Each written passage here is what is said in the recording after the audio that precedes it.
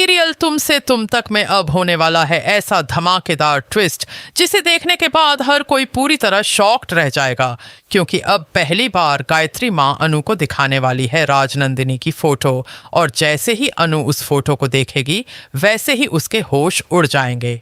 जी हाँ दोस्तों, अब तक अनु सिर्फ अजीब अजीब सपने देख रही थी। कभी उसे आग दिखाई देती थी, कभी कोई औरत भागती हुई नजर आती थी, कभी कुछ गुंडे उसके पीछे भागते दिखाई देते थे। लेकिन अब पहली बार उसके सामने आने वाला है उस चेहरे का सच जो पिछले कई दिनों से उसके सपनों में आ रहा था। और सबसे बड़ा झटका तब लगेगा जब गायत्री माँ अपने हाथों में राजनंदिनी की तस्वीर लेकर अनु के सामने पहुंच जाएगी। जैसे ही अनु उस फोटो को देखेगी वैसे ही उसका चेहरा डर से भर जाएगा और वह कांपती हुई आवाज में कहेगी कि यही है वो लड़की, यही चेहरा मैंने देखा था। जिसके बाद पूरे घर में सन्नाटा छा जाएगा, क्योंकि अब हर किसी को लगने लगेगा कि अनु का राजनंदिनी से कोई ना कोई गहरा कनेक्शन जरूर है। लेकिन सवाल ये है कि आखिर ऐसा कौन सा राज है जो इतने सालों से छुपाया गया।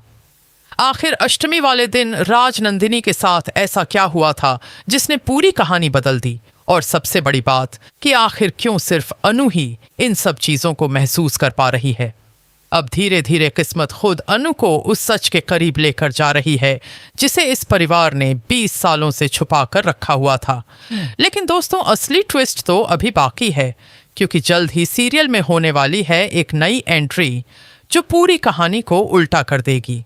कहा जा रहा है कि एक नया लड़का इस परिवार में आने वाला है जिसका सीधा कनेक्शन गायत्री माँ से होगा। कुछ लोग कह रहे हैं कि वो आर्य का भाई है, तो कुछ का कहना है कि वही राजनंदिनी के हादसे का सबसे बड़ा गवाह है। अब जैसे जैसे अनु इस रहस्य को सुलझाने की कोशिश करेगी वैसे वैसे इस घर के रिश्तों का असली चेहरा भी सामने आने लगेगा। अब आने वाले एपिसोड में आप सभी देखेंगे कि जैसे ही अनु बेहोश होकर गिरती है वैसे ही पूरे घर में हड़कंप मच जाता है।